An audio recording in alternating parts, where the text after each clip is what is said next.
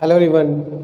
तो बच्चों हम लोग थर्मोडायनेमिक्स पार्ट कंप्लीट कर चुके हैं। Kinetic theory of gases, thermodynamics और हीट ट्रांसफर, ये हम लोग पूरा पोर्शन अब कंप्लीट कर चुके हैं। टोटल इसमें 28 लेक्चर्स हम लोगों ने लिया है इसको कंप्लीट करने के लिए, और पूरा बहुत अच्छे से लोग प्रिपेयर किए, एक एक चीज़ को समझे, क्वेश्चन सॉल्व किए, प्रैक्टिस किए, कॉन्सेप्ट्स को समझे। अब बस हमको उसको एक बार और अच्छे से रिवीजन करना होगा बिफोर द एग्जामिनेशन। ठीक है, तो वो हम लोग करेंगे, प्रैक्टिस अभी और भी करेंगे ताकि एकदम परफेक्शन हो जाए। ठीक है, अच्छा अब हम लोग शुरू करेंगे आज से सिंपल हार्मोनिक मोशन, और इसके कंटिन्यूएशन में ही चलेगा तुम्हारा वेव मोशन, साउंड वेव। ठीक है, तो और उधर मैकेनिक्स हम लोग का लगभग कंप्लीट ही हो चुका है। ग्रेविटेशन है, ग्रेविटेशन के बाद हम लोग शुरू करेंगे आगे। ठीक है, क्लास 12th की हम लोग पार्ट स्टार्ट कर देंगे। तो ये हम लोग का सिलेबस अब तक चल रहा है। ठीक है, बहुत अच्छे से प्रिपरेशन हम लोग कर रहे हैं। जितना और जैसा BHU BSc का पैटर्न है, जैसे क्वेश्चंस आते हैं और आने के चांसेस है, हम लोग वैसे ही पूरा पैटर्न लेके चल रहे हैं। तो बहुत अच्छे से हम लोग की प्रिपरेशन चल रही है और इसको ही हमको आगे कंटिन्यू करना है बहुत बढ़िया से। ठीक है, ओके फाइन। अब आज की क्लास की बात करते हैं हम लोग। तो आज हम लोग शुरू करने वाले बच्चों बहुत ही शानदार टॉपिक, सिंपल हार्मोनिक मोशन। और BHU के एग्जाम में, BHU BSc में, मैथ्स हो, बायो हो, AG हो, एक क्वेश्चन यहाँ से कंफर्म आते हैं फ्रॉम सिंपल हार्मोनिक मोशन। बहुत डिफिकल्ट नहीं है, बहुत अच्छा टॉपिक है, बहुत आसान है, बहुत कॉन्सेप्चुअल है, पढ़ने बहुत मज़ा आएगा इसको। ठीक है, और जैसे ही SHM कंप्लीट होगा, इसी के कंटिन्यूएशन में मैं शुरू कर दूँगा तुम्हारा साउंड वेव। ठीक है, तो इस तरीके से हम लोग अपने पूरे सिलेबस को कंप्लीट करेंगे। और साथ साथ पिछला जो पढ़े, देखो बच्चों एक बात ध्यान रखना, हम लोग आगे पढ़ें ये बहुत ज़रूरी है, आगे बढ़ना बहुत ज़रूरी है, लेकिन साथ साथ जो पीछे हम लोग पढ़े हैं, इस बात का ध्यान रहे कि वो जो मेहनत हम लोगों ने करी है वो मेहनत ख़राब ना होने पाए, वो चीज़ें दिमाग से उतरने ना पाए। तो बीच बीच में प्रीवियस लेक्चर्स के revision is as important as this lectures. ठीक है, तो प्रैक्टिस हम लोग उसी करते रहेंगे और लेक्चर्स को बीच बीच में उसको रिवीजन भी करते रहो, ताकि जो हम लोग मेहनत की है इतना दिन से पीछे, वो हमारा ख़राब ना होने पाए। ठीक है, तो इस तरीके से हम लोग अपने प्रिपरेशन को आगे बढ़ाएंगे और टारगेट रखेंगे कि 50 में से कम 40+ क्वेश्चंस हमें करके आना ही आना है BHU में। ठीक है, इन फिजिक्स। चलो ठीक है, तो आज हम लोग शुरू करते हैं अपना अगला बहुत ही बेहतरीन चैप्टर, बहुत अच्छा चैप्टर है, बहुत कॉन्सेप्चुअल है, बहुत इंजॉय करोगे उसको पढ़ने में, जिसका नाम है सिंपल हार्मोनिक मोशन, जिसको हिंदी में कहते हो सरल आवर्त गति, यानी कि simple harmonic motion. Okay, before I start simple harmonic motion, हम लोग पहले सीखते हैं कि हार्मोनिक मोशन क्या होता है। व्हाट इज हार्मोनिक और पीरियोडिक मोशन। तो the very first heading, write down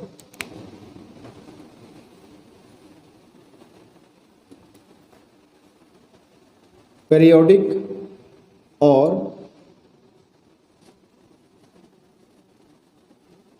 harmonic motion. Periodic और हार्मोनिक मोशन पहले समझते हैं क्या होता है।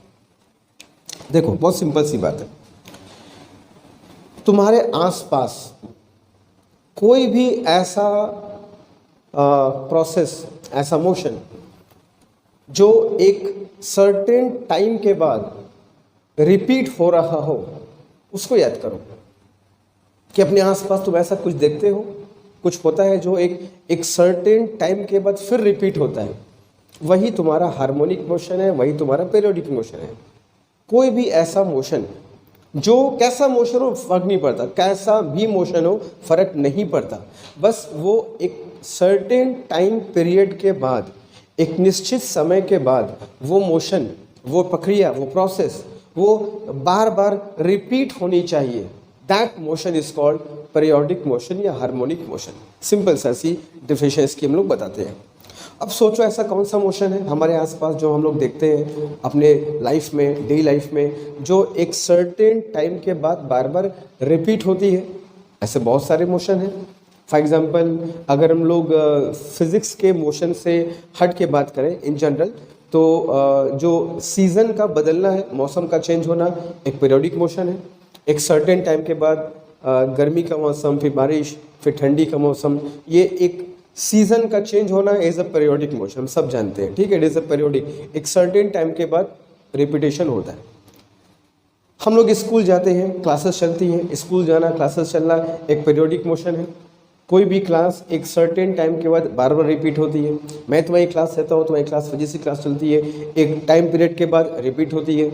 तो ये सब चीज़ें एक पीरियोडिक मोशन में आएगा, ठीक है, पीरियोडिक प्रोसेस कह सकते हो अगर हम फिजिक्स के कॉन्सेप्ट से हट के बात करें जो हम देखते हैं अपने आसपास। तो ऐसे एक नहीं, दो नहीं, हज़ार नहीं, लाखों प्रोसेस तुम देख सकते हो अपने आसपास जो पीरियोडिक प्रोसेस को फॉलो करते हैं। सुबह शाम का होना, दिन रात का होना पीरियोडिक मोशन है। एक सर्टेन टाइम के बाद दिन होता है, रात होता है, वी ऑल नो दैट, ठीक है। That is because of motion of earth and the sun, ठीक है। सन और अर्थ का मोशन भी पीरियोडिक है, वी ऑल नो दैट, ठीक है। अर्थ सन के चारों ओर घूमता है, एक सर्टेन टाइम में रिपीटेशन होता है, हम जानते हैं पीरियोडिक मोशन है। अर्थ का अपने एक्सिस के अबाउट रोटेशन होता है, वही पीरियोडिक मोशन है। तो ऐसे बहुत सारे मोशन हैं जो एक सर्टेन टाइम के बाद रिपीटिशन जिनका होता है, वो सब के सब पीरियोडिक या हार्मोनिक प्रोसेस या मोशन कहे जाते हैं, ठीक है। फिजिक्स में भी पीरियोडिक मोशन कहने का यही मतलब होता है। अगर कोई पार्टिकल है, अगर अब हम लोग स्पेसिफिकली फिजिक्स पे आते हैं, अगर कोई पार्टिकल है और एक पार्टिकल कैसा भी मोशन कर रहा है, 1 dimension, 2 dimension, 3 dimension, circular motion, rotation motion, whatever कैसा भी मोशन कर रहा है, लेकिन वो मोशन बार बार रिपीट हो रहा है, रिपीट मोड में चल रहा है। After a certain time it is getting repeated one by one repeat हो रहा है। तो ऐसे प्रोसेस को हम बोलेंगे पीरियोडिक मोशन या हार्मोनिक मोशन। और वो जो टाइम इंटरवल है, जितने टाइम इंटरवल के बाद वो मोशन रिपीट हो रहा है, उस टाइम इंटरवल को हम बोलते हैं उस मोशन का टाइम पीरियड। जैसे अगर मैं तुमको एक दो एग्जांपल लगा के दिखाऊं, फॉर एग्जांपल मैं एक पार्टिकल के मोशन को तुमको थोड़ा सा डायग्राम बना के दिखा रहा हूँ। जैसे मान लो पार्टिकल है, ये पार्टिकल का मोशन है। अब कैसा मोशन है फ़र्क नहीं पड़ता, जैसा भी मोशन है ये एक टाइम के बाद क्या हो रहा है, रिपीट हो रहा है। तो ये एक किस्म का पीरियोडिक मोशन हो गया। फॉर एग्जांपल मैं तुमको ऐसे मोशन दिखाऊं, ये भी मान लो एक पार्टिकल का मोशन का मैं ये डायग्राम ड्रॉ कर रहा हूँ, तो ये भी क्या है तुम्हारा एक पीरियोडिक मोशन, ठीक है। तो कोई भी एक ऐसा मोशन, फॉर एग्जांपल एक और तुमको मोशन में दिखाऊं,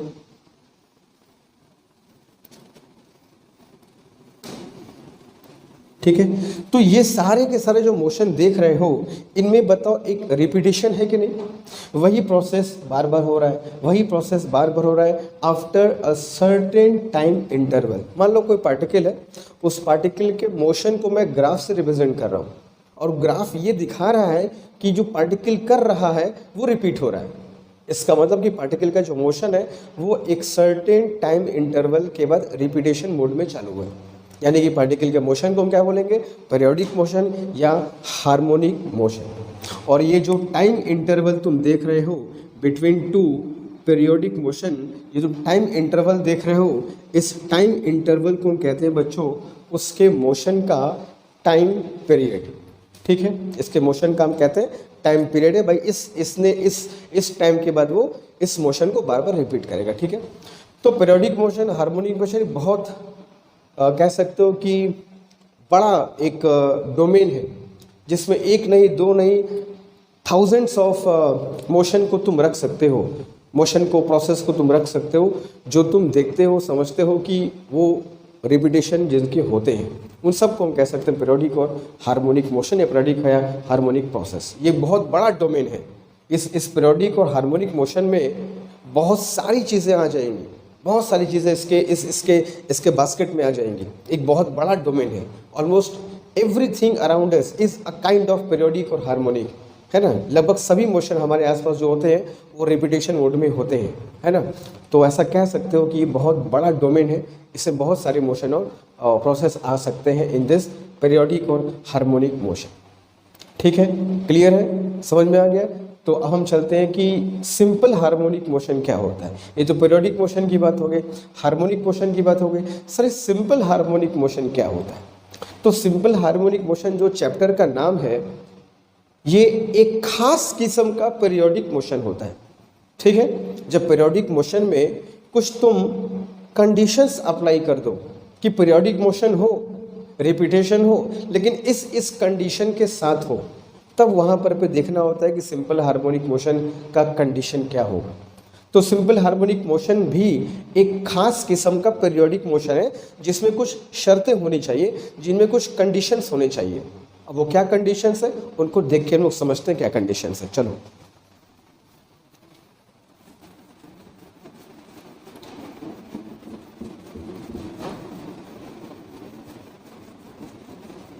बहुत आसान क्वेश्चंस देखो इससे आते हैं, ठीक है। और अगर हल्का सा भी एफर्ट लगा दोगे ना, तो ऐसा मैं तुमको एश्योर करता हूँ कि तुम्हारा क्वेश्चंस कभी गलत नहीं होगा, ठीक है। बहुत आसान क्वेश्चंस आते हैं, बस थोड़ा सा तुमको एफर्ट लगाना है, हल्का सा एफर्ट लगाओगे तुम्हारा एक क्वेश्चन बन जाएगा। ऐसे एक एक क्वेश्चन करके हमारा बनता है जैसे बूंद बूंद करके घड़ा भरता है, वैसे एक एक क्वेश्चन करके ही हम बच्चों को पहुँचेंगे 40 क्वेश्चन तक, ठीक है। थोड़ी पेशेंस, थोड़ा मेहनत और थोड़ा सा लगन चाहिए होगा, ठीक है। चलो, तो अब हम चलते हैं कि what is simple harmonic motion. Sir harmonic motion तो ठीक है, समझ में आ गया कि ऐसा मोशन जो एक सर्टेन टाइम इंटरवल के बाद बार बार रिपीट होता है उसको हम पीरियोडिक या हार्मोनिक मोशन कहते हैं। चलिए, आपकी बात हम मान ली, समझ में आ गया। ऐसे बहुत एग्जाम्पल हम देखे हैं, समझते हैं, it's fine. Simple harmonic motion SHM क्या होता है, ठीक है, जो समझने की कोशिश करते हैं। सबसे पहले मान लो बच्चों ये एक स्ट्रेट लाइन है, ठीक है, this is a straight line, मानना कि स्ट्रेट लाइन है ही है, ठीक है। ये इसका मैंने मिड पॉइंट मान लिया O, और ये इसके दो एंड पॉइंट्स मैंने मान लिए P और Q, ठीक है। बात समझ में आ रही है, ठीक है। चलो, तो होता क्या है कि मैं तुमसे कहा कि जो सिंपल हार्मोनिक मोशन है वो एक खास किस्म का पीरियोडिक मोशन होता है। खास किस्म का कहने का मतलब कि कुछ कंडीशंस में अगर जुड़ जाए कि पीरियोडिक मोशन ऐसा होना चाहिए, तो वो सिंपल हार्मोनिक मोशन कहा जाएगा। तो क्या कंडीशन होना चाहिए, क्या शर्तें होनी चाहिए? तो किसी पीरियोडिक मोशन को हम कब सिंपल हार्मोनिक मोशन कहेंगे? एक सामान्य से हार्मोनिक मोशन को, आवर्त गति को हम सिंपल हार्मोनिक मोशन कब कहेंगे, सरल आवर्त गति कब कहेंगे? तो बच्चों दो कंडीशंस केवल होती हैं। किसी भी हार्मोनिक मोशन को, किसी भी जनरल हार्मोनिक मोशन को सिंपल हार्मोनिक मोशन होने के लिए we will always see two things, दो चीज़ों को सिर्फ देखेंगे। क्या क्या? सबसे पहली चीज़ देखेंगे कि पार्टिकल का जो मोशन है वो स्ट्रेट लाइन में होना चाहिए। हमारे आसपास जो मोशन होते हैं वो सारे मोशन स्ट्रेट लाइन में नहीं होते हैं, पार्टिकल का मोशन स्ट्रेट लाइन में होना चाहिए, ठीक है। दूसरी बात कि पार्टिकल का जो एक्सेलरेशन है, पार्टिकल का जो एक्सेलरेशन है, जो पार्टिकल मोशन कर रहा है उसमें एक्सेलरेशन होना चाहिए, और उसका जो एक्सेलरेशन है वो उसके डिस्प्लेसमेंट के प्रोपोर्शनल होना चाहिए। पार्टिकल का एक्सेलरेशन डिस्प्लेसमेंट के प्रोपोर्शनल होना चाहिए, मतलब डिस्प्लेसमेंट के साथ साथ पार्टिकल के एक्सेलरेशन में भी चेंजेस होने चाहिए।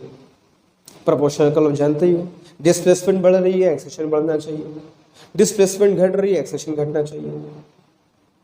और यही नहीं, एक बात और भी है, पार्टिकल का एक्सेलरेशन डिस्प्लेसमेंट के प्रोपोर्शनल तो होना ही चाहिए और डायरेक्शन में अपोजिट होना चाहिए।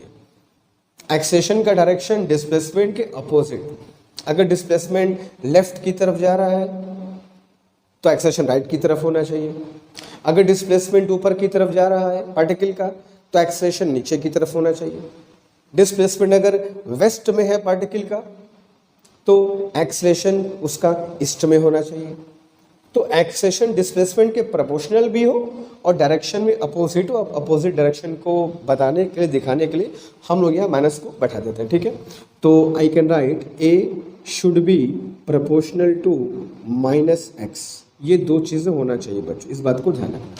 ए प्रोपोर्शनल टू -x का मतलब कि पार्टिकल का एक्सेलरेशन डिस्प्लेसमेंट के प्रोपोर्शनल हो, डिस्प्लेसमेंट के बढ़ने के साथ बढ़े या डिस्प्लेसमेंट के घटने के साथ घटे, और डायरेक्शन में अपोजिट हो। डिस्प्लेसमेंट जहाँ जाए एक्सेलरेशन उल्टे दिशा में होना चाहिए। तो अगर कोई हार्मोनिक मोशन इन दो कंडीशन के साथ हो रहा है, ध्यान सुनना, अगर कोई पीरियोडिक मोशन हमारे आसपास अगर इन दो कंडीशन के साथ हो रहा है तो उसको बोलेंगे सिंपल हार्मोनिक मोशन। वो हार्मोनिक मोशन है, लेकिन अगर ये दो कंडीशन में है तो कहलाएगा सिंपल हार्मोनिक मोशन। तो एवरी हार्मोनिक मोशन और पीरियोडिक मोशन जिनमें तुम ये दो बातें देखो, कौन कौन बातें? पहली बात क्या कि पार्टिकल का मोशन स्ट्रेट लाइन में होना चाहिए। सबसे पहली बात ध्यान रख लो, एसएचएम में स्ट्रेट लाइन में किसी भी पार्टिकल का मोशन होना चाहिए। अगर स्ट्रेट लाइन नहीं है तो एसएचएम नहीं होगा। सबसे पहली बात समझ लो, the motion of particle should be straight line, एक सरल रेखा में गति करना चाहिए और ये कंडीशन मैच करना चाहिए। उसका एक्सेलरेशन, उसका त्वरण डिस्प्लेसमेंट के प्रोपोर्शनल हो, विस्थापन के समानुपाती और दिशा में विपरीत होना चाहिए, opposite to the direction of displacement. जैसे मान लो ये मैंने लाइन ड्रॉ किया, कोई पार्टिकल है, ठीक है, और वो पार्टिकल पॉइंट ओ से अपने पीरियोडिक मोशन को शुरू करता है, ठीक है। पीरियोडिक मोशन समझ रहे हो कि रिपीटेशन होना चाहिए उसके मोशन में। तो मान लो ओ से पहले पी पर गया, फिर ओ पर आया, फिर क्यू पर गया, फिर ओ पर आया, ठीक है, बात सुनिए। फिर ओ से फिर पी पर जाएगा, फिर ओ, फिर क्यू, फिर ये रिपीटेशन चलता रहेगा। तो ऐसे मोशन को बोलेंगे पीरियोडिक मोशन, ठीक है। तो एक पार्टिकल है, इस पॉइंट ओ के अबाउट, इस पॉइंट ओ के अबाउट टू एंड फ्रो आगे पीछे मूव कर रहा है। ओ से पहले पी पर गया, फिर पी से लौट करके ओ पर आया, ओ से फिर क्यू पर गया, फिर क्यू से। अच्छा, इसमें एक चीज़ और तुमको बता दे, ऐसे वन ऑक्सीलेशन या वन पीरियड कब कंप्लीट होगा पार्टिकल का? हम कब कहेंगे पार्टिकल ने एक ऑक्सीलेशन कंप्लीट कर लिया? एक दोलन कब पूरा करेगा, क्या बोलेंगे? तो मान लो ओ से पी पर गया, फिर पी से ओ पर आया, फिर ओ से क्यू पर आया, फिर क्यू से ओ पर, तो कहेंगे वन ऑक्सीलेशन पूरा हो गया। वापस ओ से स्टार्ट किए, वापस ओ पे आना है, वापस ओ से ओ पे आना है। मतलब ये नहीं कि ओ से पी गया और पी से ओ पर आ गया तो वन ऑक्सीलेशन पूरा हो गया। अभी क्यू बचा है, तो O to P, P to O to Q, Q to O, इसको बोलोगे वन ऑक्सीलेशन। फिर ये रिपीटेशन चलता रहेगा। फिर O to P to O to Q, Q to O, दूसरा ऑक्सीलेशन। फिर O to P to O to Q, Q to O, third oscillation. फिर O to P to O to Q, Q to O, fourth oscillation. ये repetition चलता रहेगा। तभी ना कहोगे भाई इसका मोशन पीरियोडिक है, ठीक है। और अगर वो पीरियोडिक मोशन इस कंडीशन के साथ हो रहा हो तो हम कहेंगे पार्टिकल का जो मोशन है पीरियोडिक तो है ही है, रिपीटेशन तो हो ही रहा है, लेकिन इस कंडीशन के साथ हो रहा है, स्ट्रेट लाइन में चल रहा है और ये कंडीशन मैच कर रही है, तो हम कहेंगे जो पीरियोडिक मोशन है वो तो सिंपल हार्मोनिक मोशन निकला, ठीक है। तो पीरियोडिक मोशन बहुत बड़ी चीज़ होती है, ठीक है। Almost every kind of motion are periodic, लेकिन उनमें से कुछ ही मोशन सिंपल हार्मोनिक मोशन कहलाएंगे, क्योंकि सब पीरियोडिक हो सकते हैं, सब में रिपीटेशन हो सकता है, लेकिन हर मोशन में ये कंडीशन तुमको नहीं मिलेगी। जिसमें मिला वो एसएचएम, ठीक है। चलो, तो अगर मैं तुमको इसमें और समझाऊं तो मान लो पार्टिकल ने पॉइंट ओ से स्टार्ट किया और तुमको बता दिया मैंने वन ऑक्सीलेशन, एक दोलन कब पूरा होगा?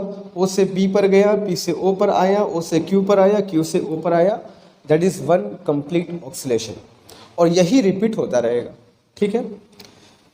तो मान लो पार्टिकल ने ओ से स्टार्ट किया, टू एंड फ्रो मोशन कर रहा है, okay about to and fro motion कर रहा है, और ओ से स्टार्ट किया और ओ से पहुंचा बच्चों मान लो पॉइंट एम पर, ठीक है। ओ से पहुंच गया पॉइंट एम पर, ठीक है। अच्छा, यहाँ पे एक बात ध्यान रखना कि इसमें जो पॉइंट ओ है उसको हम लोग मीन पोजीशन बोलते हैं, ठीक है, माध्य बिंदु या मीन पोजीशन, ठीक है। जितनी भी डिस्प्लेसमेंट्स हैं पार्टिकल की, कि पार्टिकल कितना दूर है, कितना पास है, कहाँ पर है, क्या कर रहा है, ये सब हम लोग पॉइंट ओ से ही मेज़र करेंगे। पार्टिकल कितना दूर है ना, पार्टिकल कितना पास है, ये सब हम लोग कहाँ से मेजरमेंट लेंगे? पॉइंट ओ से। सर जैसे एक ओरिजिन, ठीक है, हम लोग उसको ओरिजिन मान के चलेंगे। पार्टिकल का पोजीशन इसी पॉइंट के रेस्पेक्ट में बताया जाता है, ठीक है। तो पॉइंट ओ को बोलते हैं बच्चों मीन पोजीशन, माध्य बिंदु उसको बोलते हैं, ठीक है। और जो P और Q जो एंड पॉइंट्स हैं, ठीक है, इनको एंड पॉइंट्स ही बोलते हैं, समटाइम एक्सट्रीम पॉइंट्स बोलते हैं। अंत बिंदु, एंड पॉइंट्स या एक्सट्रीम पॉइंट्स, ठीक है। तो ये जो मीन पोजीशन है, हम लोग सारी डिस्प्लेसमेंट पार्टिकल की, कि पार्टिकल कहाँ पर अभी चक्कर कर रहा है, हम लोग ओ से नापेंगे। तो मान लो पार्टिकल बच्चों अभी m पर है और पार्टिकल का डिस्प्लेसमेंट मैंने मान लिया कितना है, x, ठीक है। Particle is at point m और पार्टिकल का डिस्प्लेसमेंट मीन पोजीशन से कितना है, x, ये मैंने मान लिया, ठीक है। यही x ये है, यही x है ये। तो पार्टिकल का जो एक्सेलरेशन है, पार्टिकल का जो एक्सेलरेशन है, मीन पोजीशन से जो उसका डिस्प्लेसमेंट होगा उस डिस्प्लेसमेंट के प्रोपोर्शनल होना चाहिए। मतलब पार्टिकल जैसे जैसे आगे बढ़ेगा और उसका डिस्प्लेसमेंट बढ़ेगा, एक्सेलरेशन भी बढ़ता जाएगा। भाई प्रोपोर्शनल का ऐसे ही होता है। फिर पार्टिकल जब वापस आएगा तो उसका डिस्प्लेसमेंट कम होता जाएगा, तो एक्सेलरेशन भी कम होता जाएगा। जब पार्टिकल ओरिजिन पर है तो उसका डिस्प्लेसमेंट 0 हो जाएगा, एक्सेलरेशन भी 0 हो जाएगा। जब पार्टिकल वापस ओ से क्यू की तरफ जाएगा फिर उसका डिस्प्लेसमेंट बढ़ेगा, फिर एक्सेलरेशन बढ़ता जाएगा। फिर पार्टिकल क्यू से जब लौट कर आएगा वापस ओ की तरफ आएगा, उसका डिस्प्लेसमेंट घटता जाएगा, फिर एक्सेलरेशन भी घटता जाएगा। तो डिस्प्लेसमेंट के साथ एक्सेलरेशन भी चेंज करना चाहिए प्रोपोर्शनलिटी रिलेशन में। डिस्प्लेसमेंट बढ़ा, एक्सेलरेशन बढ़ा, डिस्प्लेसमेंट घटा, एक्सेलरेशन घटा। और ये माइनस साइन जो कहता है वो भी ध्यान रखना है कि डायरेक्शन में अपोजिट होना चाहिए। मतलब अगर डिस्प्लेसमेंट ओ से पी की तरफ है, अगर डिस्प्लेसमेंट पार्टिकल का ओ से पी की तरफ है तो एक्सेलरेशन का डायरेक्शन क्या होना चाहिए, पी से ओ की तरफ। अगर पार्टिकल का डिस्प्लेसमेंट ओ से क्यू की तरफ है तो एक्सेलरेशन का डायरेक्शन क्या होना चाहिए, सर क्यू से ओ की तरफ, क्योंकि अपोजिट भी होना चाहिए। प्रोपोर्शनल तो हो मगर डायरेक्शन में अपोजिट होना चाहिए। तो अगर ये कंडीशन मैच करेगी तो मानेंगे जो कहेंगे जो पार्टिकल है वो सिंपल हार्मोनिक मोशन कर रहा है, ठीक है। तो अगर पार्टिकल का डिस्प्लेसमेंट में x मान लूँ तो we can write in SHM A is proportional to -x। कह सकते हैं हम लोग, अगर पार्टिकल का डिस्प्लेसमेंट x है तो हम कह सकते हैं कि A is proportional to -। मैं फिर बोल दे रहा हूँ, याद रखना ये डिस्प्लेसमेंट पार्टिकल का कहाँ से नापना है, मीन पोजीशन से ही नापना है, इसको ओरिजिन मान के चलना है। तो मीन पोजीशन से अभी कहाँ गया है, m पर गया है, तो m तक उसका डिस्प्लेसमेंट कितना है, x, तो A proportional to -x।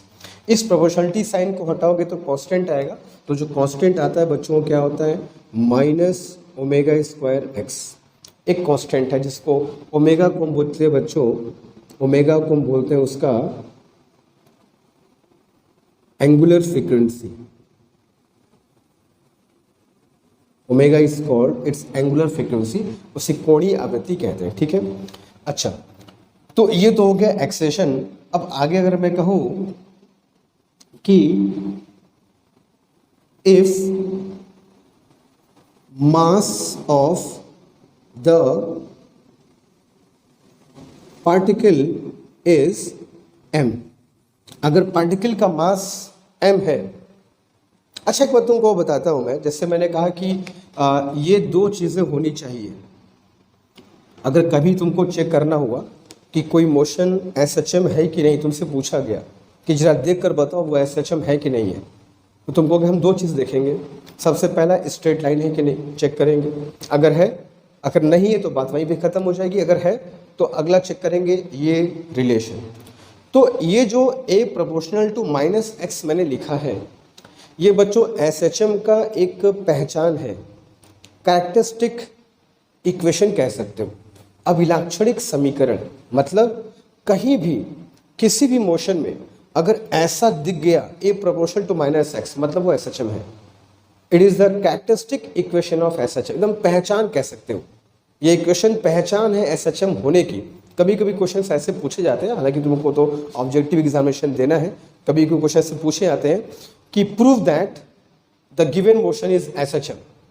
सिद्ध करोगे दिया गया गति एक सरल आवर्त गति, तो कैसे सिद्ध करोगे, कैसे प्रूफ करोगे। जब भी हमको प्रूफ करना होता है किसी गिवन मोशन को कि वो SHM है या नहीं है, हम इस चीज़ को प्रूफ करते हैं। इस चीज़ को प्रूफ कर दोगे मतलब वो SHM हो गया। तो SHM होने का ये गारंटी है, ये पहचान है। कहीं भी तुमको पता करना हो कि भैया वो SHM है कि नहीं, फर्स्ट देखो एक्सेशन का डिस्प्लेसमेंट के साथ क्या चक्कर है। क्या एक्सेशन डिस्प्लेसमेंट के प्रोपोर्शनल है कि नहीं, क्या एक्सेशन का डायरेक्शन डिस्प्लेसमेंट के अपोजिट है कि नहीं, क्या स्ट्रेट लाइन है कि नहीं। तो ये जो पहचान है, इस पहचान को दिमाग में बैठा लो।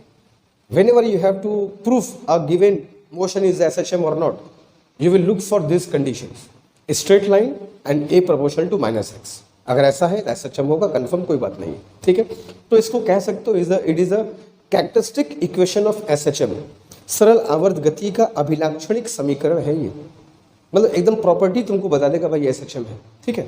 तो अगर मैं तुमको और बताना चाह रहा हूँ कि if mass of particle is m, ये जो पार्टिकल मूव कर रहा है उसका मास मान लो m है, तो then we can say F is equal to m into a, ठीक है।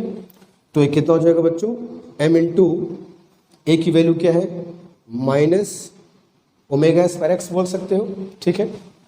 तो क्या मिलेगा तुमको, F is equal to minus m omega square x बोल सकते हो। जो माइनस m ओमेगा स्क्वायर है ये भी तो एक कांस्टेंट है, ये भी एक कांस्टेंट है। m इज मास, कांस्टेंट होगा पार्टिकल का, omega is angular frequency, constant होगा।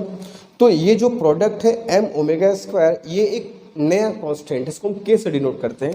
सो will write f is equal to minus k x, f is equal to minus k x. ये भी इक्वेशन पहचान है किसी मोशन के SHM होने का। F proportional to minus x जैसा फोर्स अगर कहीं तुमको दिखाई पड़ जाए तो समझ जाना कि SHM है। अब जरा याद करो, F is equal to minus k x अभी कहीं पढ़ा था क्या कुछ दिन पहले, याद करो।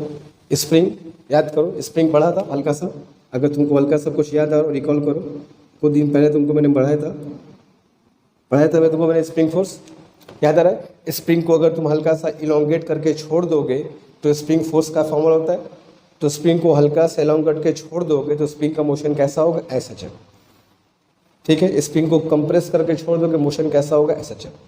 तो अगर तुमसे कोई पूछे कि ठीक है जरा थोड़ा जाना पहचाना एग्जाम्पल बताओ कोई SHM का, तो फट से कहोगे a block attach with spring, एक ब्लॉक जो स्प्रिंग से अटैच है उसको हल्का सा डिस्प्लेसमेंट देके छोड़ दो, वो SHM करेगा।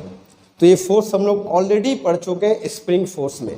तो यहाँ से भी प्रूव हो गया कि जो स्प्रिंग का मोशन होता है वो स्प्रिंग का मोशन कैसा होता है बच्चों, SHM मोशन होता है, SHM होता है, ठीक है। ये जो K है, इस K को हम लोग कहते हैं बच्चों फोर्स कांस्टेंट, जैसे हम लोग स्प्रिंग मोशन में पढ़े थे। This K is called the force constant and this equation is called characteristic equation of SHM, इसको लिख लेना, ठीक है। SHM का characteristic equation, ठीक है, सरल आवर्त गति का ये एक अभिलाक्षणिक समीकरण है जो किसी मोशन को SHM होने का गारंटी देता है। कहीं भी ऐसा फोर्स दिखेगा समझ आना वो SHM है, ठीक है। तो this is the very basic point जो तुमको याद होना चाहिए, पता होना चाहिए कि SHM में होता है। Before we start the equation of SHM हमको थोड़ा सा बेसिक्स उसके बारे में जानना चाहिए कि SHM के बेसिक्स क्या होते हैं। तो तुमको मैंने अभी सिर्फ बेसिक्स बताया SHM का कि भाई SHM की पहचान क्या होती है, how will you identify a given motion is SHM और नॉट, कैसे SHM और मोशन से डिफरेंट होगा, क्या इसमें खास बात होना चाहिए, क्या इसकी पहचान होगी जो हम फट से पकड़ के बता देंगे हाँ भाई वो SHM है, ठीक है। तो दिस इज द बेसिक कह सकते हो कि of an SHM, basics of an SHM, ठीक है। तो जल्दी से इसको कॉपी कर लो, तो हम लोग फिर आगे चल के SHM के इक्वेशंस पर बात करेंगे। अच्छा एक चीज़ और तुमको बता दूं पहले मैं, तुमको टाइम देने के बाद, पहले ये जो मीन पोजीशन है, मीन पोजीशन, और ये जो P और Q दे रहे इसको बोलते हो बेटा एक्सट्रीम पोजीशन, अंत बिंदु या एंड पोजीशन। और एक ऑक्सीलेशन सबको पता ही है, O से P, P से O, O से Q, Q से O, वन ऑक्सीलेशन, ठीक है। एक ऑक्सीलेशन के टाइम को हम क्या बोलते हैं बच्चों, टाइम पीरियड, आवर्त काल, सबको पता है। O से P गया, P से O गया। अच्छा ये कंफ्यूज मत हो रहा, हम O से वापस O पर आना है तो O से वापस आने का मतलब कि O से P से जा करके P से O नहीं, Q से घूम फिर के आएगा तब, ठीक है। तो O से P, P से O, O से Q, फिर Q से O, that is one oscillation. अब एक ऑक्सीलेशन का जो टाइम होता है उसको हम बोलते हैं टाइम पीरियड या आवर्तकाल। तो ओ से पी जाना, पी से ओ आना, ओ से क्यू जाना और क्यू से ओ आना, ये वन ऑसेशन का आएगा, इसके टाइम को बोलते हो टाइम पीरियड। और एक बात, जो ये डिस्टेंस देख रहे हो between mean position and extreme position, माध्य बिंदु और अंत बिंदु के बीच का जो डिस्टेंस होता है, the distance between mean position and extreme position, इस डिस्टेंस को ही बच्चों हम लोग कहते हैं एम्पलीट्यूड ऑफ SHM। एम्पलीट्यूड को हिंदी में कहते हो आयाम, और इसको कैपिटल A से डिनोट करेंगे, ठीक है। तो this is the maximum distance from mean position. Mean position से जो मैक्सिमम डिस्टेंस होगा उसके बाद लौट क्या ही जाएगा ना, जो मैक्सिमम डिस्प्लेसमेंट होगा वही कहलाता है उसका एम्पलीट्यूड या आयाम। तो दिस इज एम्पलीट्यूड, जिसको कैपिटल A से डिनोट करेंगे, ठीक है। तो इसको कॉपी कर लो, फिर हम लोग आगे चलते हैं इक्वेशंस ऑफ SHM पे। Do it fast.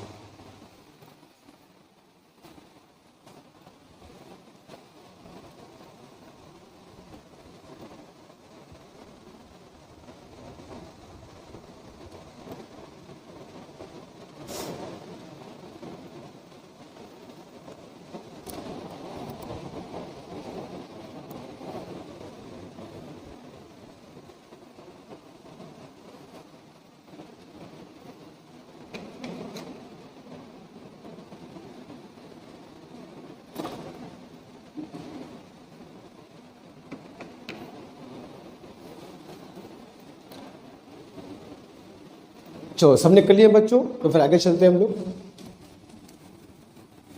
और देखते हैं कि इक्वेशन ऑफ SHM क्या होता है, क्योंकि वही सबसे इसका मेन कह सकते हो पार्ट है। जब तक हमको इक्वेशंस नहीं अच्छे से समझ में आएगा तब तक हम लोग क्वेश्चंस नहीं कर पाएंगे। तो लेट अस अंडरस्टैंड कि इक्वेशंस क्या होते हैं और कैसे लिखे जाते हैं, ठीक है।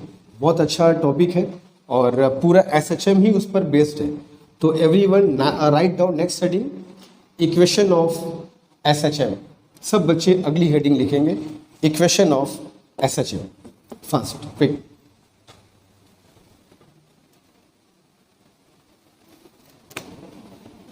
Okay fine.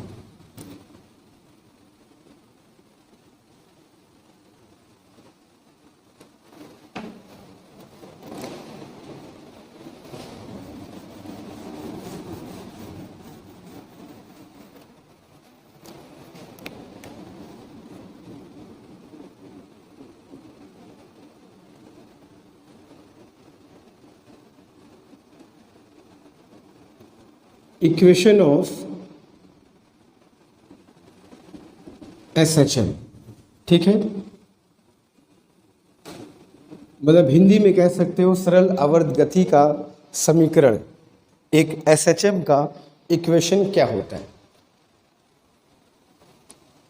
देखो बच्चों, एक बात याद रखो, किसी भी SHM के इक्वेशन का पहले मतलब समझना, पहले मतलब समझेंगे कि SHM का जब हम लोग कहते हैं कि भैया ये SHM का इक्वेशन है तो इसका मतलब क्या होता है। फिर इक्वेशन तो हम लिखना सीखेंगे, उसको अलग बात है। तो समझो,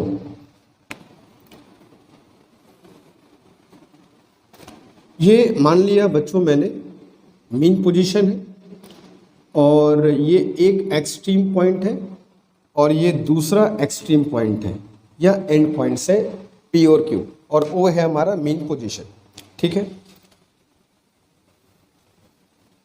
हम सब जानते हैं कि SHM में, अब ये तो कन्फर्म है कि जो SHM है तो सॉरी SHM है तो दो कंडीशन तो फुलफिल होनी है, straight line and A proportional to -x, ठीक है। वो तो पता ही, इसमें दोबारा बताने की जरूरत नहीं है। और जो भी डिस्प्लेसमेंट पार्टिकल का हम मेजर करते हैं कि पार्टिकल कब कहाँ है, कितना देर में पार्टिकल कहाँ पर है, कहाँ पर घूम फिर रहा है, क्या कर रहा है, वो O से ही मेजर करते हैं। मान लो उसका घर है, अपने घर से बाहर गया है, तो हम लोग पता करेंगे घर से कहाँ गया है वो, ठीक है। तो O is the home of particle, वो घूम फिर के वापस O पर आना है, लेकिन कब कहाँ होगा पता करना पड़ेगा, घर से कहाँ है वो, ठीक है। तो O इज द ओरिजिन को, मीन पोजीशन घर को, जो कहना है कह सकते हो, फाइन। तो और ऑक्सीजन भी समझ लो, O2P, P2O, O2Q, Q2 one oxidation पूरा होता है। तो इक्वेशंस ऑफ SHM का मतलब ये होता है कि एक गिवन टाइम, तो ध्यान सुन लो मैं क्या बोल रहा हूँ, एक गिवन टाइम पर कोई पार्टिकल जो SHM कर रहा है वो अपने पाथ में कहाँ पर है, मतलब उसका डिस्प्लेसमेंट पता करेंगे। एक इक्वेशन ऐसा हो जो पार्टिकल के डिस्प्लेसमेंट को बता दे कि कब पार्टिकल कहाँ पर होगा, वही उसका इक्वेशन होता है। तो इक्वेशन ऑफ SHM का मतलब ये हुआ कि एक पार्टिकल का जो SHM कर रहा है उसका पोजीशन कब वो कहाँ है ये पता चल जाए। एक इक्वेशन ऐसा हो जो पार्टिकल के डिस्प्लेसमेंट को बता दे कि इस समय पार्टिकल ओरिजिन से इतना दूर है, इस समय पार्टिकल मीन पोजीशन से यहाँ पर होगा।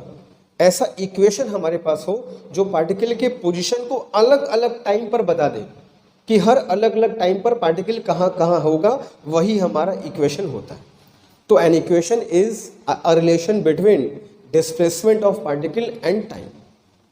जो पार्टिकल SHM कर रहा है, ठीक है, जो पार्टिकल SHM कर रहा है उसका डिस्प्लेसमेंट टाइम के हिसाब से कब कितना होगा, यही इक्वेशन ऑफ SHM होता है। रटो मत समझो, अगर मैं इक्वेशन लिखूंगा तो इक्वेशन किस लिए लिख रहे हैं, क्या काम है इसका, सर ये है क्या, ये हमको बताएगा क्या। तुमसे कोई पूछे तुम्हारे मन में सवाल उठेगा है क्या ये, सर जानेंगे क्या, हमको मिलेगा क्या इससे।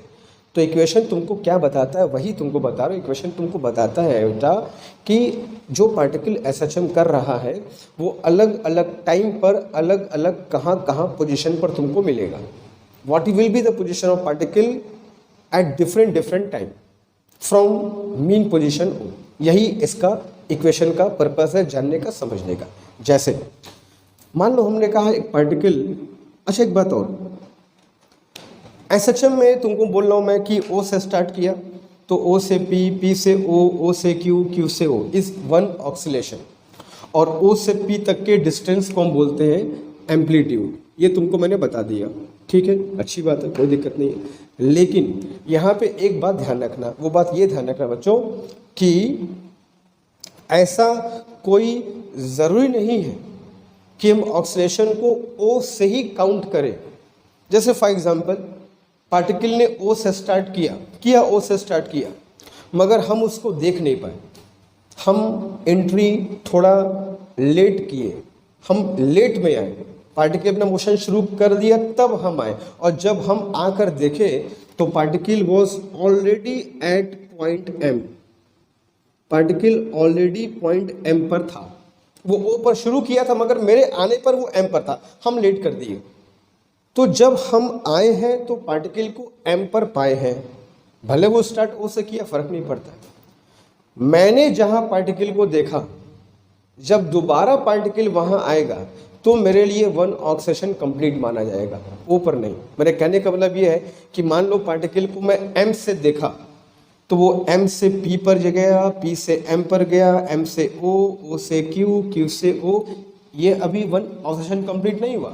जब ये O से M पर आएगा तब मेरे लिए वन ऑक्सीडेशन पूरा मानेंगे, क्योंकि मैं तो उसको M से देख रहा हूँ। तो M पर जब आएगा तो मेरे लिए रिपीटेशन तब स्टार्ट होगा जब वापस M पर आएगा। तो तुम्हारे लिए रिपीटेशन जब स्टार्ट होगा वही तुम्हारा वन ऑक्सीडेशन होगा। भाई दुनिया बहुत पहले बनी है, लेकिन तुम इस दुनिया में जब आँख खोले हो, तुम्हारा बर्थडे तभी से मानेंगे ना। तुम्हारे लिए एक साल कब पूरा होगा, जब तुम्हारा रिपीटेशन होगा, जब तुम्हारे बर्थ डेट का रिपीटेशन होगा तब मानेंगे तुम्हारे लिए एक सर्किल पूरा हो गया। सबका अलग अलग टाइम होता है। दुनिया बहुत पहले बनी है, लेकिन तुमने आंख बहुत बाद में खोली है। तुम जब आंख खोले तब दुनिया यहाँ पहुँच चुकी थी। जस्ट एग्जाम्पल समझो, है ना। तो मेरे कहने का मतलब ये है कि हम जहाँ से पार्टिकल को देखेंगे हम वहीं से उसको काउंट करेंगे एज वन ऑक्सीडेशन, ठीक है। और जब पार्टिकल घूमकर वापस M पर आएगा तभी मेरे लिए रिपीटेशन स्टार्ट होगा। तुम्हारा बर्थडे अगर 23 सितंबर को है फॉर एग्जांपल, तो 23 सितंबर को जब रिपीटेशन होगा तभी तुम कहोगे ना कि यार ये अब मेरे लिए एक साइकिल पूरा हो गया, तभी तुम कहोगे ना। बात को समझ में आ रही है। चलो, तो मान लो पार्टिकल M से स्टार्ट किया तो क्या होगा, M से P, P से M, M से O, O से Q, Q से O और O से M। ये एक ऑक्सीडेशन पूरा हो गया, ठीक है। एक बस अंडरस्टैंडिंग पॉइंट ऑफ व्यू बता रहा हूँ, ठीक है। फाइन, मान लो जब मैंने उसको देखा वो m पर था और उसका ऑलरेडी डिस्प्लेसमेंट कितना था, x नॉट। अच्छा एक बताओ, जब मैंने पार्टिकल को देखा है वो m पर है, तो मेरे लिए तो टाइम यहीं से शुरू होगा भाई, जो मेरा बर्थ डेट होगा वहीं, मेरे लिए टाइम तो वहीं से शुरू होगा ना। तो this is the time t is equal to 0 for me, क्योंकि मैंने इस मोशन को m से देखना शुरू किया है, ओ से नहीं, ठीक है। तो m पर t इज इक्वल टू क्या है, 0, और t इज इक्वल टू 0 पर डिस्प्लेसमेंट ऑलरेडी कितना है, x नॉट, ठीक है। हाँ, डिस्प्लेसमेंट हमेशा o से मेजर करेंगे, याद रखना, भले तुम m से देखो, p से देखो, कहीं देखो, डिस्प्लेसमेंट हमेशा o से नापना है। तो दो बातों को समझना, मैंने जब पार्टिकल को देखा तो वो m पर था और उस वक्त टाइम इज इक्वल टू 0 था, एटलीस्ट मेरे लिए, और उस वक्त उसका डिस्प्लेसमेंट x नॉट था। तो इस बात को याद रख लो, दिमाग में बैठा लो, जो x नॉट डिस्प्लेसमेंट है वो t इज इक्वल टू 0 पर पार्टिकल का डिस्प्लेसमेंट होता है। अगर कोई पार्टिकल O से, अगर हमने O से पार्टिकल को देखा शुरुआत करते हुए, अगर t इज इक्वल टू 0 यहाँ पर पे है, तो हमारे लिए x नॉट की वैल्यू 0 हो जाएगी, क्योंकि वो ओरिजिन से स्टार्ट कर रहा है, ठीक है। तो x नॉट वो पोजीशन होगी जहाँ पर पार्टिकल ने अपने मोशन को स्टार्ट किया, जहाँ पर t इज इक्वल टू 0 है वही तुम्हारा x नॉट है, ठीक है। मैं इसको लिख दे रहा हूँ, x नॉट इज the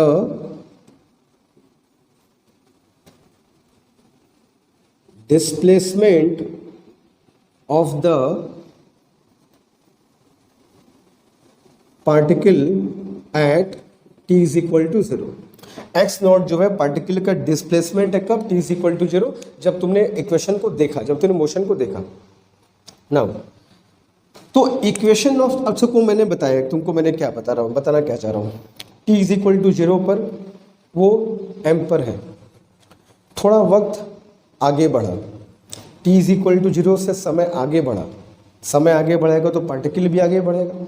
तो मान लो ये है एट t और ये है point n, t is equal to 0 पे m पर था और t समय बाद वो पार्टिकल n पर पहुंच गया, यानी अब उसका डिस्प्लेसमेंट कितना हो गया बच्चों, x। एक एक चीज को देखना, मैं क्या x नॉट लिख रहा हूँ, क्या x लिख रहा हूँ, t इज इक्वल टू 0 कहाँ पर पे, t कहाँ पर पे, ठीक है। मैं बहुत डिटेल में तुमको समझा रहा हूँ इक्वेशन का मतलब क्या होता है।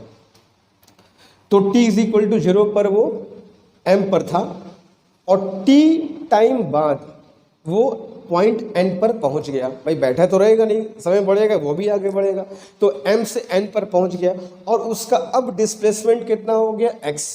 अच्छा ये डिस्प्लेसमेंट भी कहाँ से मेजर करेंगे, सर मेजर तो हमको ओ से ही करना है, तो मेजरमेंट करने पर कितना मिला, x, ठीक है।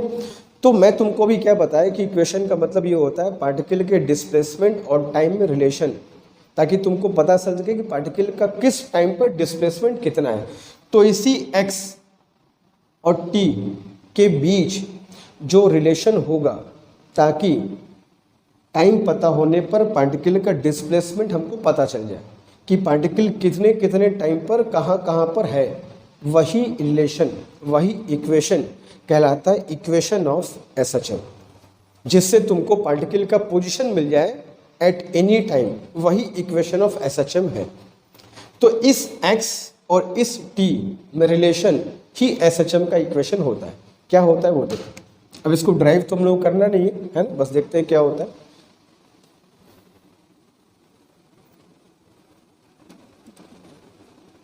Equation of SHM is x is equal to a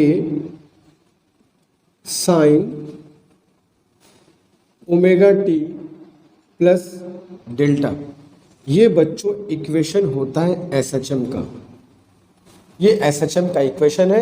इस इक्वेशन से हमको क्या मिलेगा सर, तो इस इक्वेशन से बच्चों तुमको वही मिलेगा जो पहले से बताता आ रहा हूँ कि किसी भी गिवन टाइम पर किसी भी गिवन टाइम पर अगर तुमको पार्टिकल का डिस्प्लेसमेंट निकालना है कि भाई इतने टाइम पर पार्टिकल ओरिजिन से कितना दूर है, तो वो टाइम तुम यहाँ पर रख दोगे, यहाँ से डिस्प्लेसमेंट निकल जाएगा। इसमें सारे के सारे लोग कांस्टेंट हैं, केवल दो लोग को छोड़ करके, एक टी और एक्स। टाइम चेंज करेगा, डिस्प्लेसमेंट पार्टिकल का चेंज करेगा।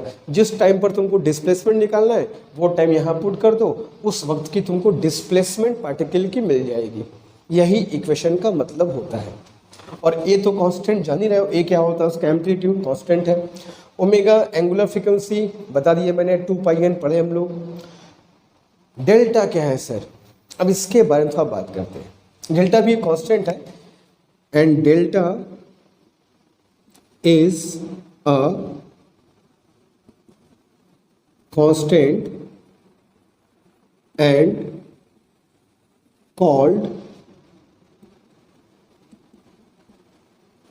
Initial phase. इनिशियल फेज, इसको अगर हिंदी में अगर कोई बच्चा देख रहा हो तो मैं उसके लिए हिंदी लिख देता हूँ, दोनों ज़रूरी है। इनिशियल फेज को हिंदी में कहते हैं बच्चों प्रारंभिक कला। तो delta is called is constant and called initial phase of particle.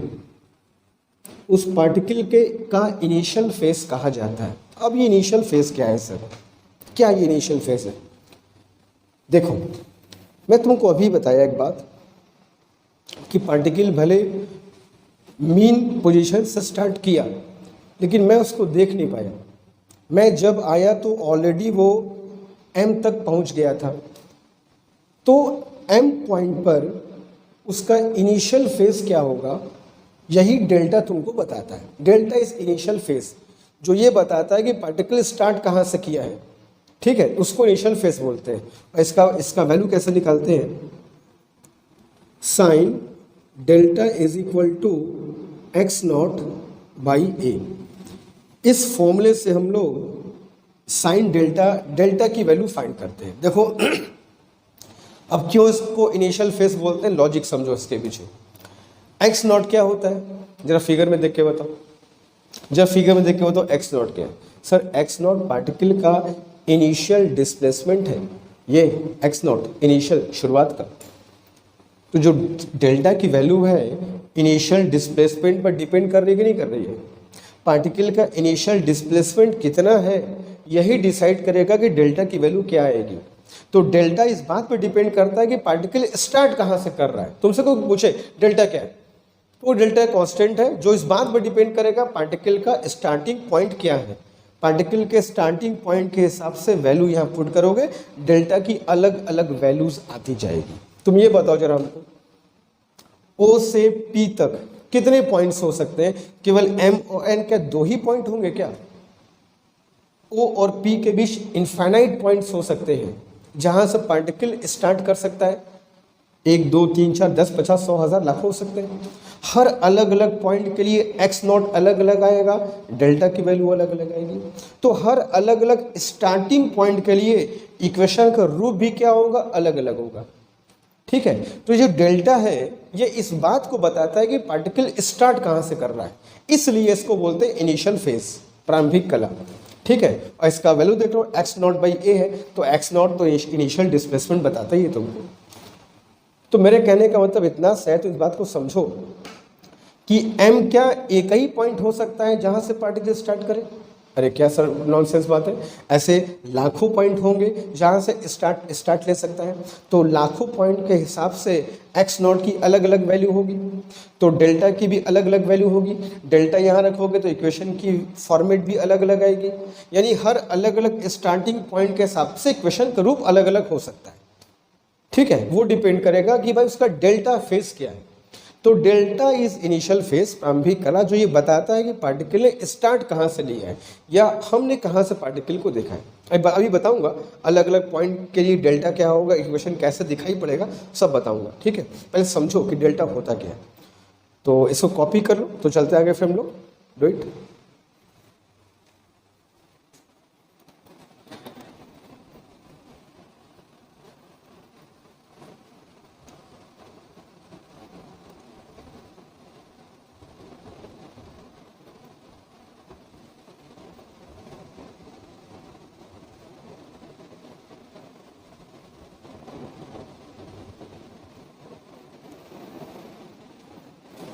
Okay, कर लिया सबने, आगे चले फिर।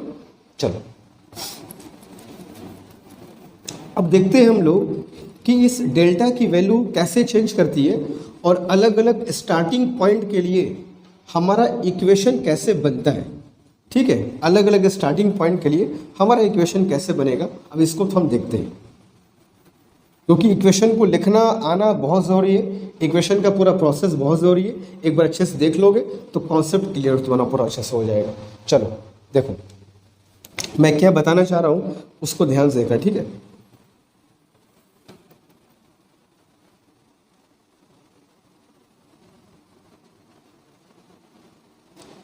ये है, मान लो लाइन थोड़ा स्ट्रेट बना दूं, ठीक है।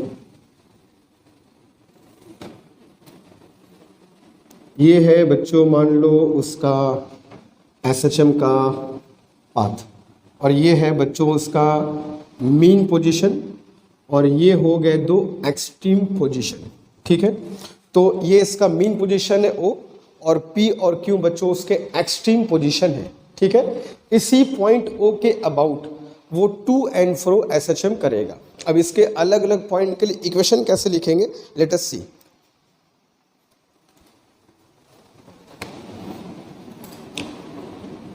ये अगर m से स्टार्ट करता है तो इसके डिस्प्लेसमेंट को हम लोग कितना मानते हैं बच्चों, x नॉट ना, और ये होता है इसका एम्पलीट्यूड, ठीक है।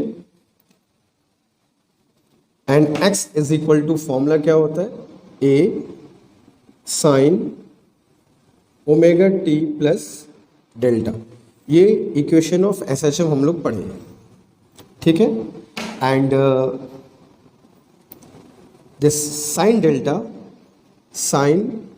Delta depends on initial displacement by formula x not by a। ये हम लोग फॉर्मूला पढ़ लिए। तो तुमको मैंने ही कहा कि यार o से p के बीच में m कोई अकेला पॉइंट तो होगा नहीं, ऐसे हजारों पॉइंट हो सकते हैं जहां से पार्टिकल मोशन को स्टार्ट करे, हजारों पॉइंट हो सकते हैं। अलग अलग पॉइंट के लिए x नॉट भी अलग अलग होगा, x नॉट अलग अलग होगा तो डेल्टा की वैल्यूज भी अलग अलग आएंगी। तो डेल्टा की वैल्यूज जब अलग अलग यहाँ पुट करोगे तो हर अलग अलग पॉइंट के लिए इक्वेशन भी अलग अलग दिखाई पड़ेगा। यही होता ही है, मतलब अलग अलग स्टार्टिंग पॉइंट के हिसाब से इक्वेशन बदलता रहेगा। जैसे for example I am writing one by one, कहाँ कम को पढ़ना। If particle starts from O, मान लो अगर पार्टिकल बच्चों ओ से स्टार्ट किया, मीन पोजीशन से स्टार्ट किया, या जहाँ से स्टार्ट किया हमने उसको वहीं से देखा, हमने लेट नहीं किया, वो ए से ओ से स्टार्ट किया, हम भी आगे फट से देख लिए कि हाँ भैया ओ से स्टार्ट कर रहा है, तो वो ओ से स्टार्ट कर रहा है। तो अगर वो ये बताओ if particle start from O, तो यानी कि जो एम है वो ओ पर पहुंच गया है, M is a starting point, M O पर पहुंच गया है, और एम अगर ओ पर पहुंच गया है तो इसका डिस्प्लेसमेंट कितना हो जाएगा, जीरो। सिंपल सी बात है। एक्स नॉट क्या होता है, इनिशियल डिस्प्लेसमेंट जब वो मोशन शुरू करे। तो अगर कोई पार्टिकल ओ से स्टार्ट करा यानी कि उसका इनिशियल डिस्प्लेसमेंट कितना है, जीरो है। तो if particle starts from O it means x not is equal to zero. Clear है। अब x not is equal to zero मैं यहाँ पुट कर देता हूँ, implies that sin delta is equal to x naught by a, मतलब 0 by a is equal to 0 कह सकते हो। अगर x नॉट जीरो है तो साइन डेल्टा भी जीरो हो जाएगा, और साइन में अगर sine delta is equal to zero है तो डेल्टा की वैल्यू भी क्या होगी, जीरो होगी, because sine zero is zero, हम सब जानते हैं। हालांकि साइन जीरो के बाद 2 पाई 4 पाई 6 पाई बहुत वैल्यू जीरो होती है, लेकिन पहली बार साइन की वैल्यू जीरो कहाँ होती है, जीरो पर होती है। तो साइन जीरो की वैल्यू जीरो होती है, तो sine delta is equal to zero होगा, डेल्टा इज जीरो, ठीक है। तो डेल्टा को मैं अगर यहाँ जीरो पुट कर दूँ तो इक्वेशन क्या बन गया, x is equal to a sine omega t. This is the most common equation of SHM, x is equal to a sine omega. तुम्हें से बहुत बच्चों को ये फॉर्मूला ज़्यादा याद होगा, ये फॉर्मूला कम याद रहता है, मगर दोनों में फ़र्क है। x is equal to a sine omega t सिर्फ तभी यूज़ करेंगे जब पार्टिकल कहाँ से स्टार्ट कर रहा होगा, मीन पोजीशन से। इस बात को ध्यान रखना, ठीक है। ये तो formula, this is normal, this is a general equation जो कहीं पर भी अप्लाई कर सको, पार्टिकल कहीं से भी स्टार्ट करे अप्लाई कर दो। तो x is equal to a sine omega t, ये सबसे ज़्यादा हम लोग यूज़ करेंगे, क्योंकि मोस्ट ऑफ द टाइम हम ये मान के चलते हैं कि पार्टिकल अपना मोशन कहाँ से स्टार्ट कर रहा है, फ्रॉम मीन पोजीशन। तो मीन पोजीशन से स्टार्ट करेगा तो हम लोग इस इक्वेशन को यूज़ करेंगे, x is equal to a sine omega t. फिर बोल दे रहा हूँ, अलग अलग स्टार्टिंग पॉइंट के लिए अलग अलग इक्वेशन ऑफ मोशन होते हैं, तो उस बात तुमको ध्यान रखना होगा कि किस पॉइंट के लिए, किस स्टार्टिंग पॉइंट के लिए हम क्या इक्वेशन अप्लाई करें। तो whenever a particle start from origin you will use x is equal to a sine omega t formula. Clear है, आगे चले। चलो दूसरा point, if particle starts from P, मान लो पार्टिकल बच्चों P से स्टार्ट कर रहा है। अच्छा, P से स्टार्ट करेगा तो वन ऑक्सीडेशन कैसे काउंट करोगे, P से O, O से Q, Q से O, O से P, this one complete oscillation, ठीक है। अच्छा, जब P से स्टार्ट करेगा तो मतलब M P पर आ गया, भाई M तो स्टार्टिंग पॉइंट है, स्टार्ट P से करे मतलब M चला गया P पे, यानी कि जो उसका इनिशियल डिस्प्लेसमेंट है वो x नॉट यहाँ से यहाँ तक हो गया। x नॉट क्या होता है, इनिशियल डिस्प्लेसमेंट जहाँ से स्टार्ट कर रहा हो। तो अगर P से स्टार्ट कर रहा है तो उसका इनिशियल डिस्प्लेसमेंट इतना ही ना हुआ, जो किसके बराबर हो जाएगा, a के बराबर। It means if particle start from P, it means x not is equal to a। तो x not is equal to a अगर मैं यहाँ पट कर दूँ तो therefore sine delta is equal to a by a is equal to 1 हो जाएगा। Clear है। और sine delta is equal to 1, तो डेल्टा इज इक्वल टू क्या हो जाएगा बच्चों, पाई बाई 2। साइन एंटी की वैल्यू 1 होती है, तो पाई बाई 2 यहाँ पुट कर दो। तो इक्वेशन क्या हो जाएगा, x is equal to a sine omega t plus pi by 2।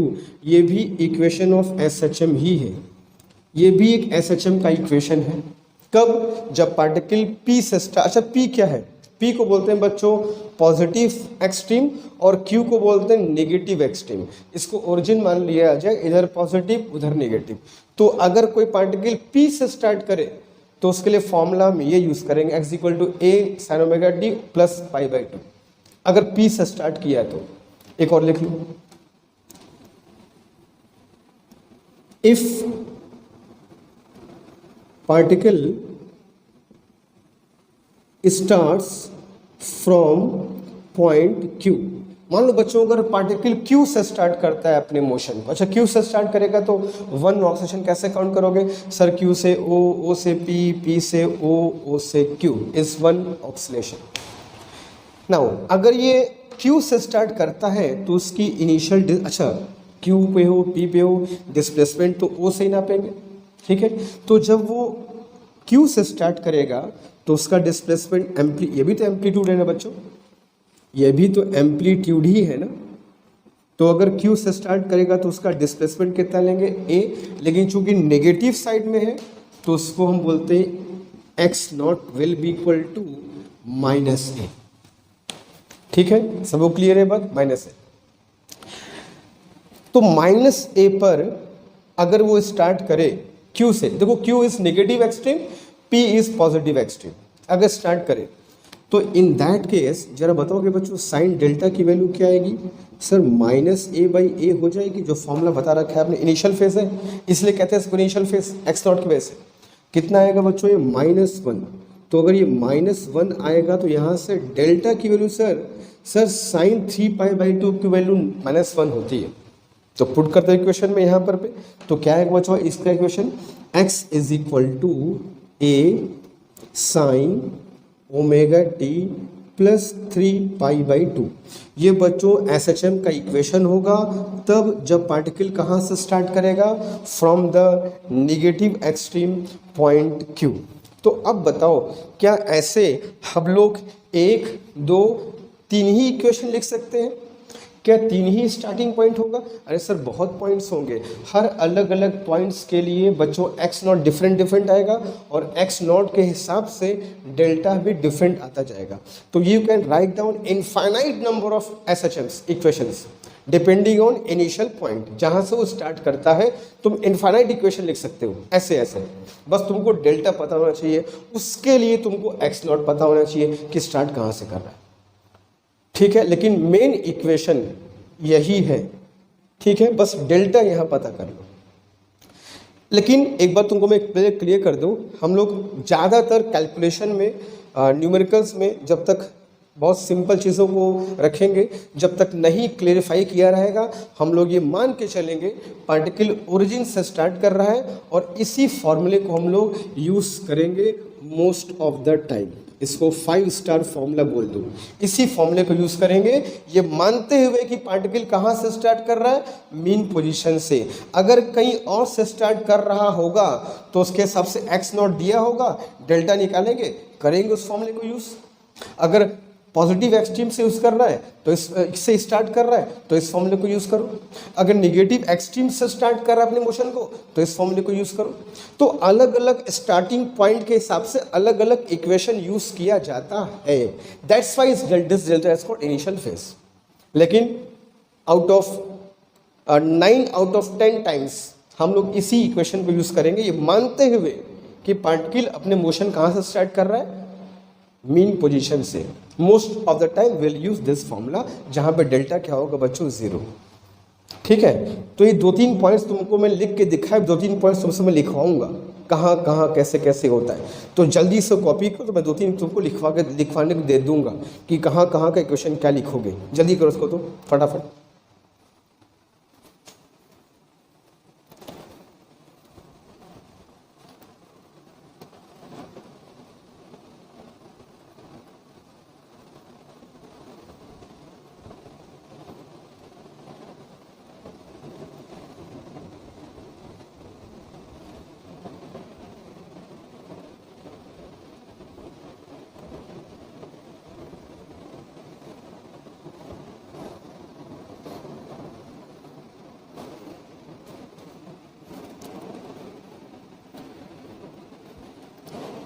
Okay बच्चों, चलो तो अब मैं कुछ तुमको स्टार्टिंग पॉइंट दे रहा हूँ। सारे बच्चे इस क्वेश्चन को लिखेंगे और कमेंट बॉक्स में मुझको बताएंगे। मैं इसका तुमको आंसर बताऊंगा अभी, लेकिन मैं चेक करूंगा कौन कौन बच्चे इसको अभी तुरंत कर रहे हैं। 5 मिनट का तुमको टाइम दूंगा, सारे बच्चे कॉपी पर इसको लिखेंगे। साथ साथ प्रैक्टिस करना है, छोड़ना नहीं है। जो पढ़ो तुरंत पढ़ के ख़त्म करो, प्रैक्टिस साथ करनी है। उसको हम लोग को अभी पेंडिंग नहीं करना ना। चलो, तो अब मैं तुमको कुछ स्टार्टिंग पॉइंट दे रहा हूँ, उसके हिसाब से तुमको इक्वेशन लिखना है। जैसे मान लो x not is equal to a/2, मतलब पार्टिकल बीच में कहीं स्टार्ट कर रहा है, उसके लिए इक्वेशन क्या होगा।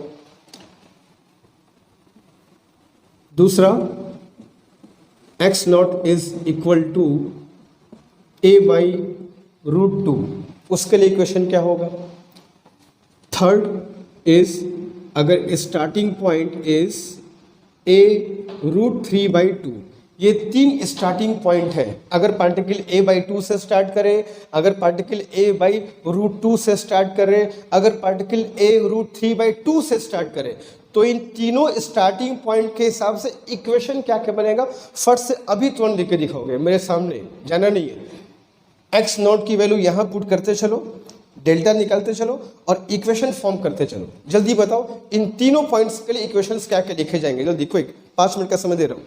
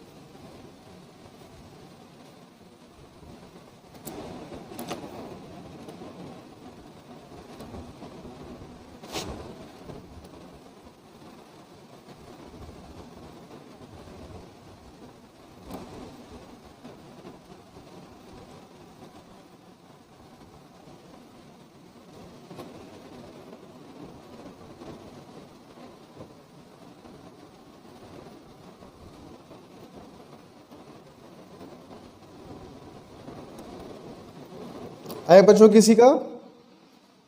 सबको इसको जो भी तुम की हो, जो तुम्हारा आंसर आए हो, कमेंट में मुझको करके बताओगे, मैं चेक करूंगा किस बच्चे ने क्या क्या जवाब दिया है। तो जब मैं ये समझ क्या है ना, ये स्टार्टिंग पॉइंट्स हैं जहाँ से पार्टिकल मोशन को शुरू कर रहा है, तो उसके हिसाब से इक्वेशन क्या बनेंगे।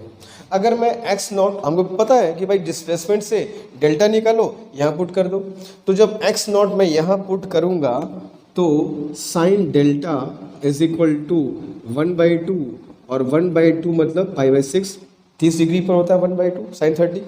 तो इक्वेशन क्या बनेगा भैया, x is equal to a sine omega t plus π/6। ये इक्वेशन बनेगा तब ये जब पार्टिकल कहाँ से स्टार्ट करेगा, a/2 से स्टार्ट करेगा। उम्मीद करता हूँ सबका आया होगा। अगले केस में जब स्टार्टिंग पॉइंट क्या होगा, a/√2 से स्टार्ट करेगा, ओरिजिन से नहीं, a/√2 से स्टार्ट करेगा। तो साइन डेल्टा कितना आ गया सर, 1/√2। डेल्टा कितना आएगा सर, 45 डिग्री π/4।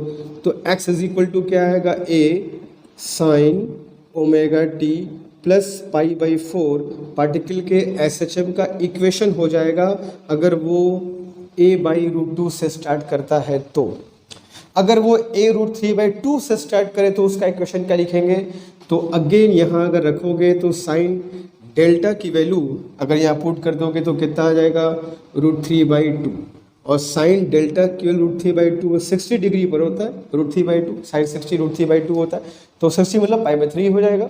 तो इक्वेशन क्या आएगा बच्चों, x is equal to a sine omega t plus π/3 is the equation of SHM for the particle. ठीक है, तो ये 3 इक्वेशन बन गए अलग अलग स्टार्टिंग पॉइंट के।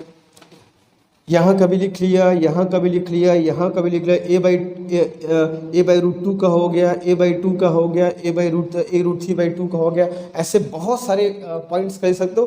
तो ऐसे ऐसे कितने इक्वेशंस हम लिख सकते हैं, तो सीधा सा जवाब होगा sir, we can write infinite equations like that.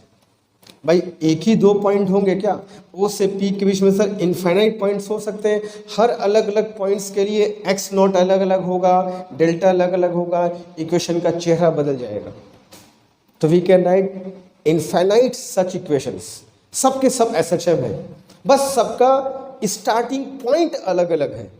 ये जो डेल्टा है ना, ये डेल्टा है, ये बस यही डेल्टा स्टार्टिंग पॉइंट को बताता है, इसलिए इस डेल्टा को नाम क्या रखा गया, इनिशियल फेज, प्रारंभिक कला।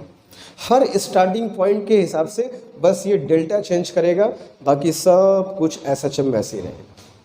मगर फिर भी मैं बोल दूं, जब तक नहीं कहा जाएगा हम लोग चीज़ों को सिंपल रखेंगे और यहाँ वाला फॉर्मूला यूज़ करेंगे, x is equal to a sine omega t. अगर कहा जाएगा तो जहाँ कहा जाएगा उसके हिसाब से हम लोग इक्वेशन को फॉर्म कर लेंगे। ठीक है, तो ये था तुम्हारा equation of SHM। I think बहुत अच्छे से तुमको समझ में आ गया होगा। तुमको कितने अच्छे से समझ में आया इसको ज़रूर मुझको बताना कमेंट में कि तुमको कितने अच्छे से बात ये समझ में आई है। ठीक है, अगर कुछ डाउट्स होंगे तो will discuss in the next class. ठीक है, तब तक अच्छे से तैयारी करो, पढ़ाई करो, और अगर कोई डाउट हो तो आई एम ऑलवेज अवेलेबल। ठीक है, और बढ़िया से मेहनत करो, एग्ज़ाम को बहुत अच्छे से देना है, जितना पोटेंशियल है उस पोटेंशियल को यूज़ करना है, बाकी अच्छा करोगे अच्छा मिलेगा। ठीक है, मिलते हैं नेक्स्ट क्लास में। अपना ध्यान रखो, मस्त रहो, खेलो कूदो। Thank you.